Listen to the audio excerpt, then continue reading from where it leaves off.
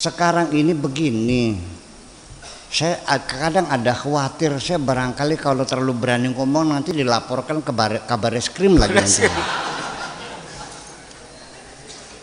Ya, tapi sebelum saya dilaporkan kabar reskrim, akan saya laporkan siapapun yang mengatakan Nabi Muhammad buta huruf. Saya laporkan polisi.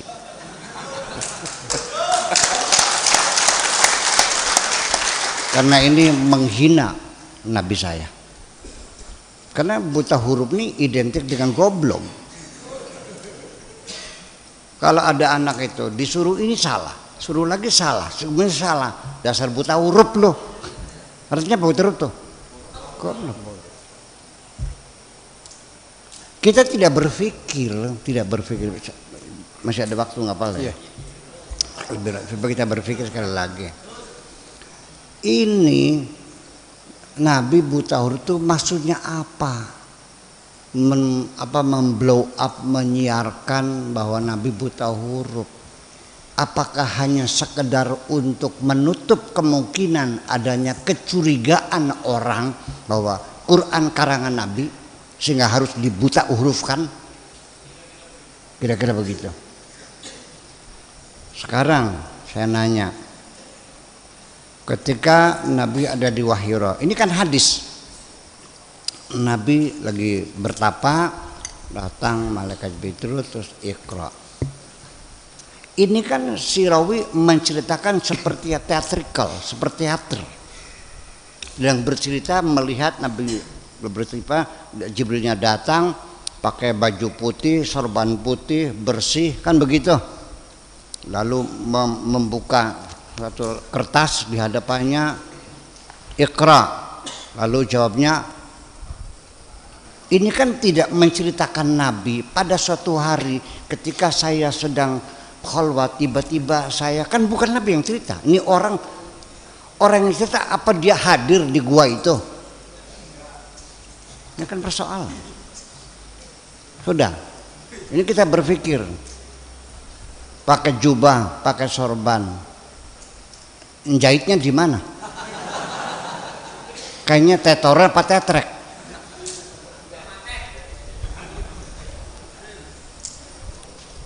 Iya. Apakah kamu berimajinasi seperti jubah sekarang ini pakai orang?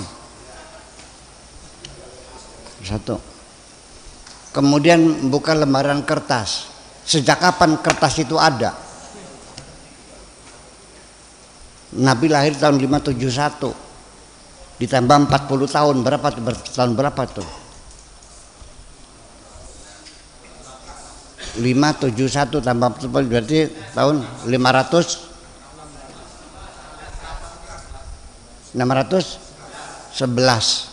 Belum ada kertas di dunia ini. Kertas itu baru dibuat tahun 800 abad keempat, baru orang bikin kertas. Udah. Kemudian lagi Iqra, tulisan. Quran itu turun berbentuk tulisan atau berbentuk kaulan. Gagal kan? Waratil Quran inna sanulqi 'alaika qaulan tsaqila. Biar cerdas mikirnya. Enggak apa-apa lah, Rok. Iya, terlaporkan Bareskrim. Ternyata umat Islam seluruh dunia manjung penjara KB. Hanya saya yang tidak.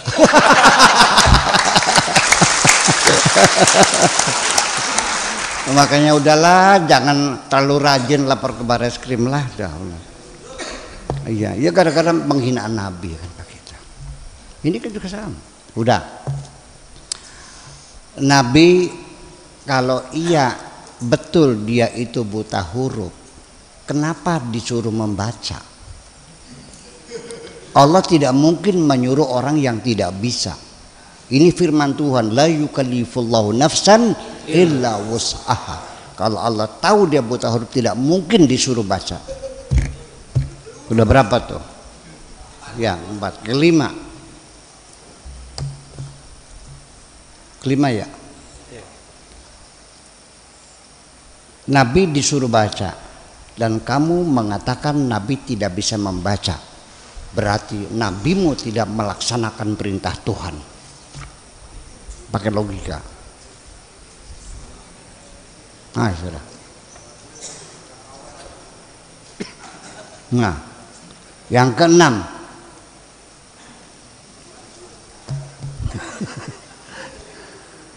Nabi Muhammad setiap terima wahyu terus manggil para juru tulis. Di dalam huruf-huruf Al-Quran yang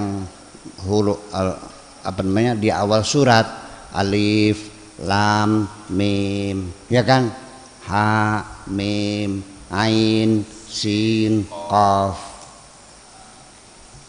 Kenapa tidak alif berdiri sendiri, lam berdiri sendiri, mim? Kenapa alifnya mim kan, lam namanya digandeng, ha, mim, misalkan, terus ain, sin, qaf nyambung kan? Kenapa nggak digandeng semuanya? Lalu ada ro'a, ro, hamzah, alif bengkok. Ada lagi ro'a, alif, ro, alif, hamzah di atas, alif bengkok. Kenapa nggak pakai alif, pakai hamzah aja? Kenapa di surat Ibrahim ditulisnya Abraham, langkah nggak ada iyanya? Di surat yang lain pakai Ibrahim, pakai ada iyanya. Apakah ini juru tulis ngarang sendiri sesuka-suka mereka atau atas petunjuk Rasul? Jadi bisa baca nggak dia? Pakai logika yang benar. Nah, ya sudah, ya sok. Lah ya iya kan gimana sih? Ini gara-gara yang kamu baca Khulasan Nurul Yakin soalnya. Sudah, setelah itu turun ayat Quran. Kan yang pertama Iqra bismi rabbikal ladzi khalaq khalaqal insana min 'alaq iqra wa rabbukal akram alladzi 'allama bil qalam 'allamal insana ma lam ya'lam. Selesai. Kalla innal insana layatqa kan nanti kemudian. Nah, ketika turun kalla innal insana, oh ini masuknya surat Al-Alaq setelah Alam Insana. Siapa yang nyuruh ke situ? Nabi. Berarti bisa baca dong. Betul enggak? Terus lagi, ketika banyak banget nih, waktu Iqra bertulisan, tulisan Arab yang ada dalam kertasnya Jibril itu seperti apa tulisannya?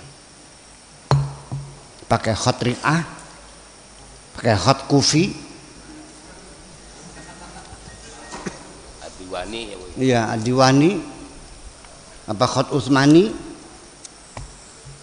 Dan harus tahu bahwa huruf Arab waktu itu baru ada 15 huruf, belum ada titik kok. Ba, ta, sa, ya, na sama gambar jukung.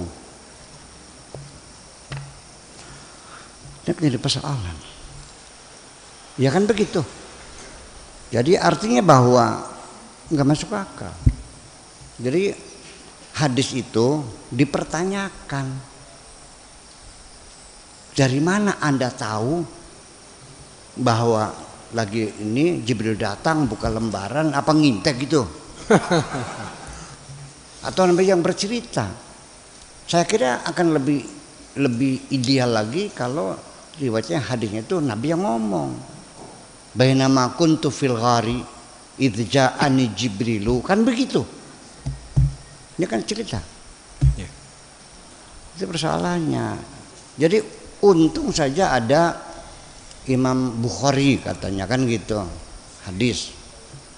Imam Bukhari itu pernah mengecek, meneliti, mengurai, menganalisa, ya, mengklarifikasi dari teksnya, dari rawinya, sanadnya. Ini kata Anfulan, dicek orangnya, coba jujur nggak orangnya? Ya ternyata bohong, coret kan gitu.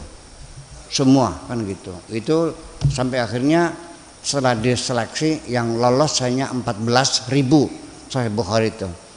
600.000 hadis diseleksi secara cermat, kejujuran perawinya dan semuanya itu dalam 16 tahun. Yuk kita ngitung. 16 tahun. Hadisnya 600.000. Sob, mana kalkulatornya? 600.000 dibagi 16 tahun, berapa setahunnya?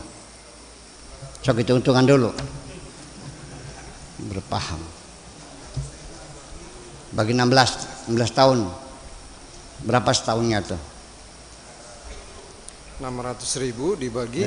Wis gampang, masih kenceng gak kita? 37.500. Nggak hafal kita, Bapak. Iya boleh. Iya. Nah, dibagi 12 bulan. 3.125. 3.125 setahun. Per tahun. Dibagi 360. Bagi 12, satu bulannya dibagi 12. 30 hari. Dibagi 12 dulu udah kan? Iya. Jadi sebulan berapa? Dibagi 12. 3.125. Nah, 3.125 sehari. Sebulan dibagi 30. 104. 104 sehari dibagi 14 berapa? 24 jam dibagi 24. 4,3 sekian. 4,3. Udah 4 saja dah, 4 hadis 1 jam tuh. Berarti dia bisa menyelesaikan tugas 1 hadis dalam 15 menit selama 16 tahun aja ngakal boleh. Kapan naik ontanya, kapan ketemunya, kapan segala macam. Itu kan pertanyaan besar. Ya seru.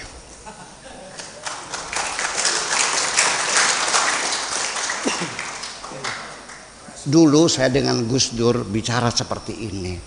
Kata Gus Dur, ya memang begitu Pak Sakur. Saya ini beragama kayak pegang bara. Dilepas nggak boleh, dipegang saya sakit. Ya kan artinya. Oleh karena itu yuk sekarang kita berpikir. Jangan takut murtad dong. Daripada kamu mempercayai sesuatu yang tidak benar. Betul nggak? Ya iya, berpikir kritis.